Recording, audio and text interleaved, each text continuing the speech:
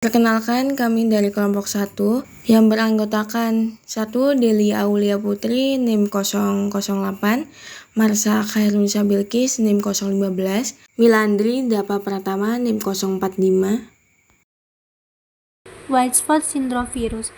White spot syndrome virus adalah penyakit yang disebabkan oleh virus dan bak yang menyerang ikan atau udang di budidaya.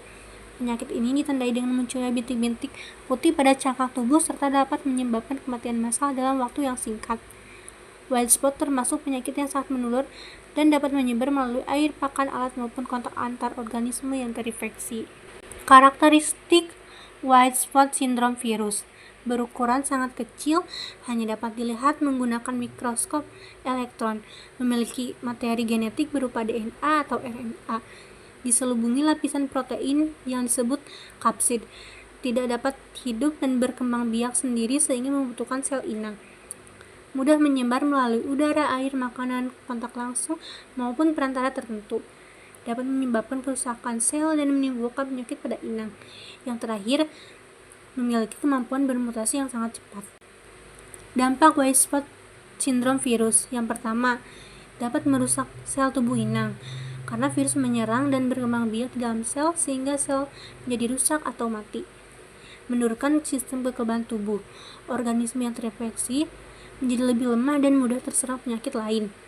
Menghambat pertumbuhan, hewan yang terkena virus biasanya mengalami penurunan nafsu makan dan pertumbuhan menjadi melambat. Mengganggu fungsi organ. Beberapa virus dapat merusak organ penting seperti insang, hati, atau jaringan tubuh lainnya, menyebabkan perubahan fisik dan perilaku, contohnya muncul bercak putih, tubuh kemerahan, berenang lemah, atau bergerak tidak normal. Menyebabkan kematian massal. Pada infeksi berat, virus dapat menyebabkan tingkat kematian tinggi dalam waktu yang singkat. Menimbulkan kerugian ekonomi dalam budidaya perikanan. Wabah virus dapat menurunkan hasil panen dan meningkatkan biaya perawatan. Kemudian ada pencegahan virus.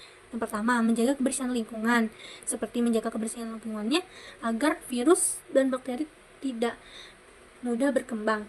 Lingkungan yang bersih juga membantu menjaga kesehatan organisme dan mengurangi resiko penyakit. Yang kedua, menerapkan sanitasi dan biosecurity yang baik.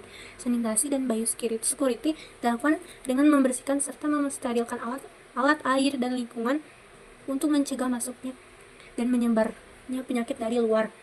3. Menghindari kontak dan sumber infeksi.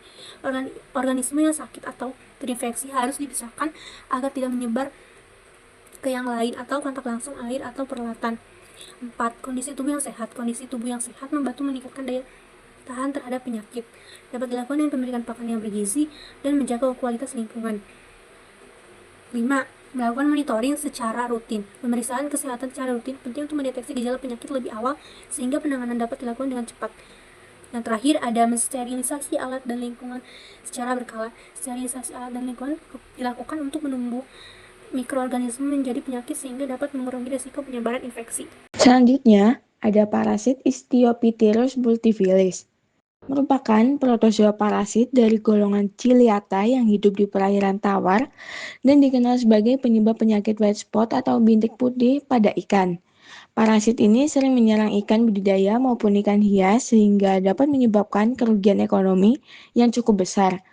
Ichthyophilus multifilus hidup sebagai ektoparasit dengan menyerang bagian kulit, sirip, dan insang ikan.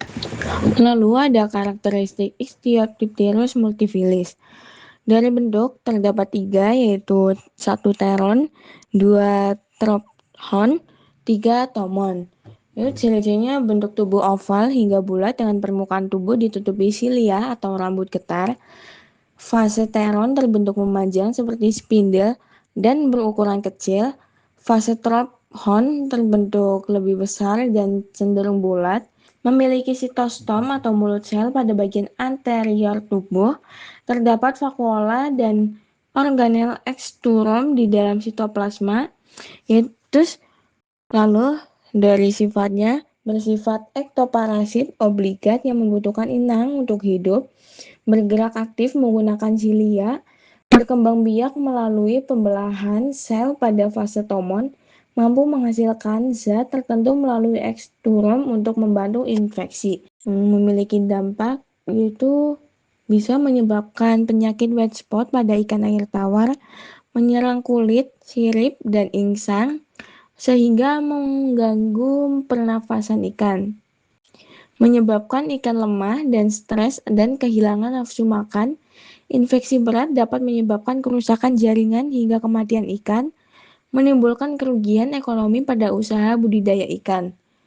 Yang terakhir ada upaya pencegahannya bisa dengan menjaga kualitas air kolam tetap bersih dan stabil, karantina ikan baru sebelum dicampurkan dengan ikan lain, dan yang terakhir memisahkan ikan yang terinfeksi agar tidak menular ke ikan sehat lainnya. Bakteri Pseudomonas. Bakteri Pseudomonas merupakan bakteri gram negatif yang banyak ditemukan di lingkungan perairan tawar maupun laut dan bersifat patogen oportunistik pada ikan budidaya.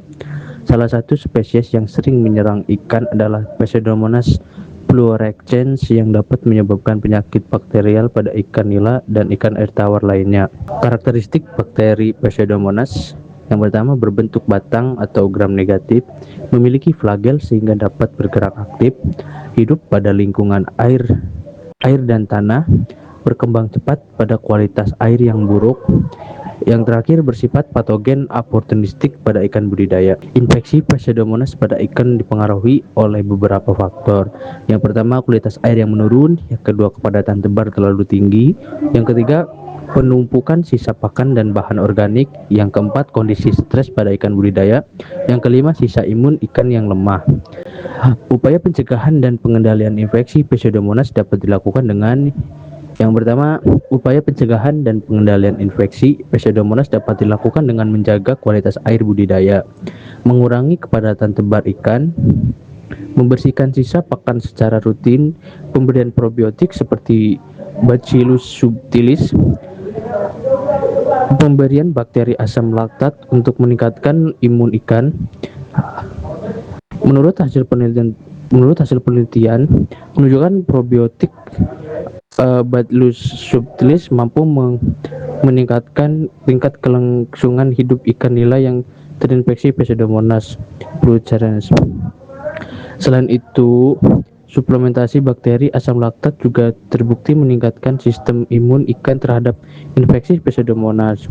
Menurut penelitian lain, juga menemukan bahwa bakteri Pseudomonas banyak ditemukan pada ikan air tawar dan ikan hias yang dipelihara pada kondisi kualitas air yang kurang baik. Kesimpulannya, bakteri Pseudomonas merupakan salah satu bakteri patogen penting pada budidaya ikan yang dapat menyebabkan luka, pendarahan, dan kematian ikan. Pengelolaan kualitas air, penggunaan probiotik, dan peningkatan sistem imun ikan menjadi langkah penting dalam mencegah infeksi bakteri ini. Mungkin cukup sekian dari kelompok kami, kurang lebihnya kami mohon maaf.